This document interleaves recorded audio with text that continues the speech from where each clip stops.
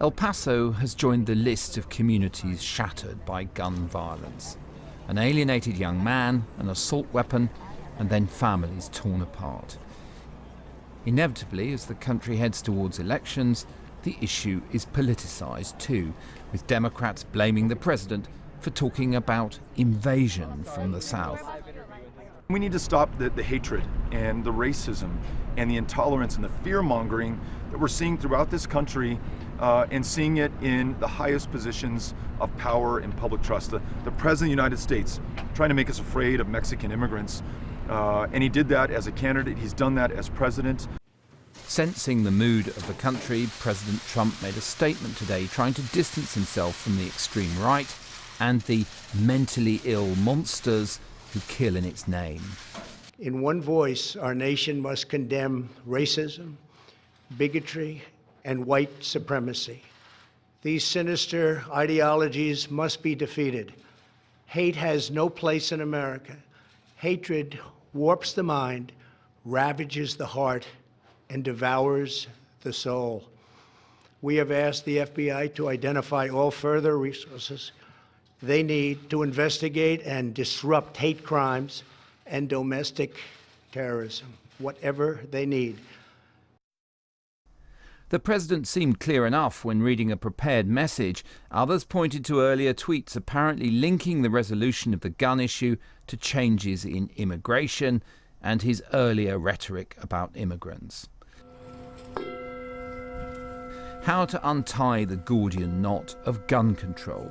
The president today suggested that more could be done to flag up extremists using chat rooms and intervene sooner. Bring to light the ideology of violent white supremacy and radical right-wing extremism is something that needs to be done. Part of it is education, but again, part of it is giving law enforcement the tools that they need to make progress in this area, much in the same way we made progress battling jihadist terrorists. The FBI has a promise of more resources then, but the Bureau has in any case been refining its focus on white supremacist terrorism for some time now. We take domestic terrorism or hate crime, regardless of ideology, extremely seriously, I can assure you, and we are aggressively pursuing it. Our focus is on the violence. We, the FBI, don't investigate ideology no matter how repugnant.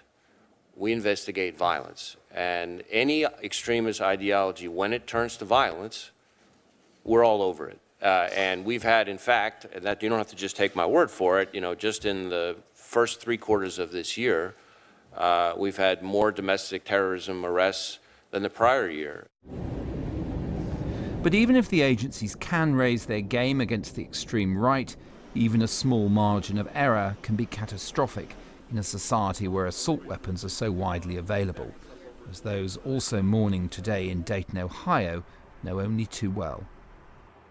It's problematic. It is fundamentally problematic. They have that level of weaponry in a civilian environment, unregulated, is problematic. So Americans once again address a problem to which the solution for many appears obvious. But the nexus between the gun lobby, Republican lawmakers and the radical right makes swift measures all but impossible and deeper, more emotive divisions inevitable. That was Mark Urban. Frank Figliuzzi is a former assistant FBI director for Counterintelligence. He was also an FBI special agent for 25 years.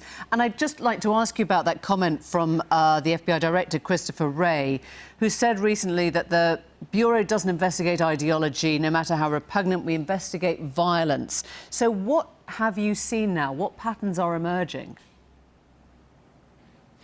Well, first, there's a rub here. Yes, the FBI doesn't step in on ideology and does investigate threats of violence. The problem, of course, as we've experienced with El Paso, is that if you wait that long for the violent act to occur, you're simply cleaning up carnage. So we've got a re-examination that needs to take place of laws and policies that might allow law enforcement to learn earlier that someone is headed down the path of violence. That's something you're going to hear a lot about. What's caused me to compare what we're seeing today in the United States to Islamic jihad and Islamic radicalization is that we have a growing body of hate-filled extremists who are radicalizing online through the internet, finding like-minded extremists, and then coming together to encourage each other to violence. The unfortunate part of this is they're finding, as unstable as they are, they're finding some form of license in the president, who has been using rhetoric since the beginning of his term in office that seems to incite and inflame these extremists. So when you heard President Trump say this afternoon to the FBI, an open hand, I will offer you whatever you need to disrupt hate crime, what does the FBI need from him?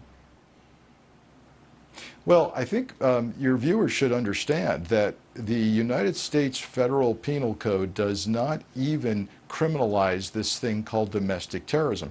It defines domestic terrorism, but it doesn't treat it as a separate legal violation. Contrast that with international terrorism, where we have plenty of laws that address membership in groups like Al-Qaeda and ISIS, or any kind of radical religious extremism that comes out of the Muslim faith. So if you changed simply the religion of the El Paso shooter, we would have laws that address that are far more powerful, and we'd have investigative techniques that would have allowed the FBI to get inside chat rooms and blogs, use undercover and informant personnel. We don't have that on the domestic side. You did used to have that. Groups like Life After Hate, funding that was devoted to combating violent extremism. Why was that wound down? Why was that kind of operation stopped? Well, there's much debate and discussion on budget cuts to such initiatives. They're critically important. Anything that is counter-radicalization, that is anti-terrorism, that helps us get into the minds of young people who are seeking a cause greater than themselves, needs to be fully funded. And I think that's one of the things the FBI will likely suggest to the White House, is that there be a line item budget restoration for such initiatives. They're critically important. But when you heard, for example, Beto O'Rourke laying the blame squarely at the president's feet, admittedly from the perspective of a Democrat now seeking office, but he talked about the anti-immigrant rhetoric, the talk of invasion, the infestation. The line he said was, connect the dots. He's promoting racism. Is that fair?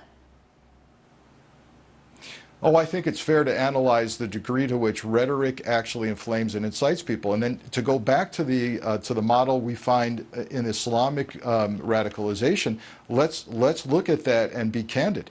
These people are online getting radicalized through videos, violent sermons preached by Muslim extremist clerics, and we see clearly the radicalization process. We're now seeing that clearly on the white terrorist side, the white hate side. And who is it that seems to be empowering and giving these people license?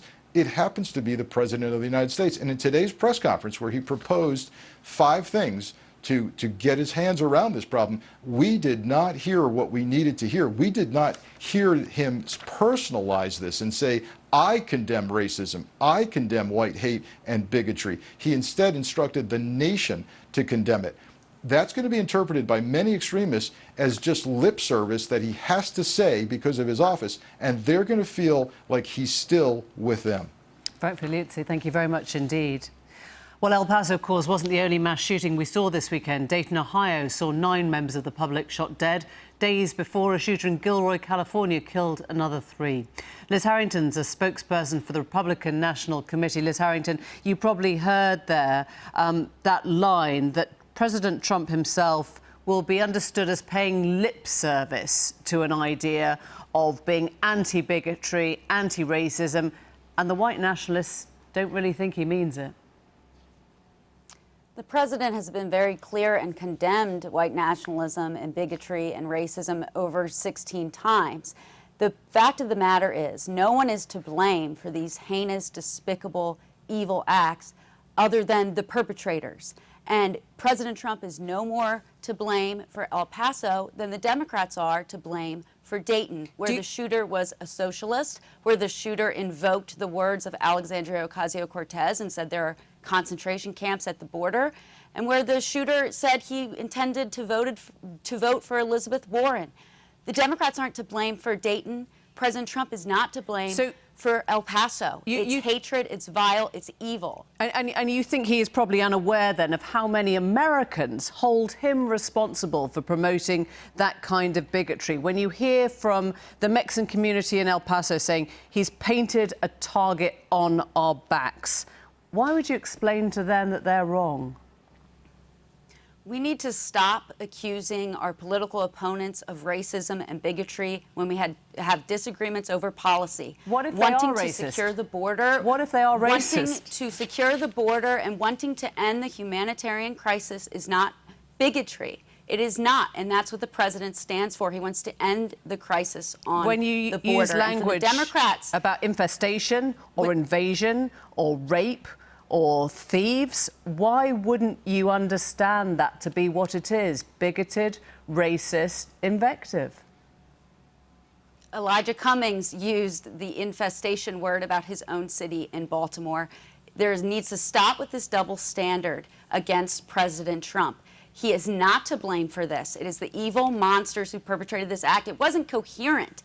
This manifesto he posted, he also was concerned about climate change. He was concerned, he wanted to have population control. That's an idea from the left. And so the point of the matter is, this despicable act, this vile, evil monster is to blame. It is not President Trump. So you'll accept, presumably, that every country has evil monsters. Every country has video games. Every country in the world has mental illness. Every country has a form of domestic terrorism. Only America has such frequent, deadly mass shootings on this scale, time and again. Why might that be?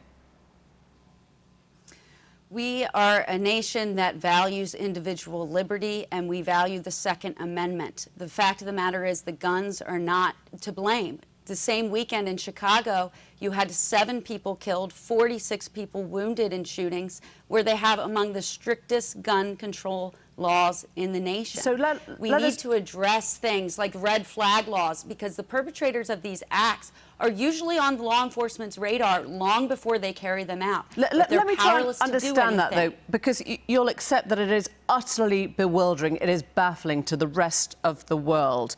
And you are saying we have to value that freedom. Are the deaths that we see from mass gun crime worth the freedom of your current gun laws? Is that just how things stand in America and will always be? With all due respect, in America, we do not have an epidemic of knife stabbings like you do in your country.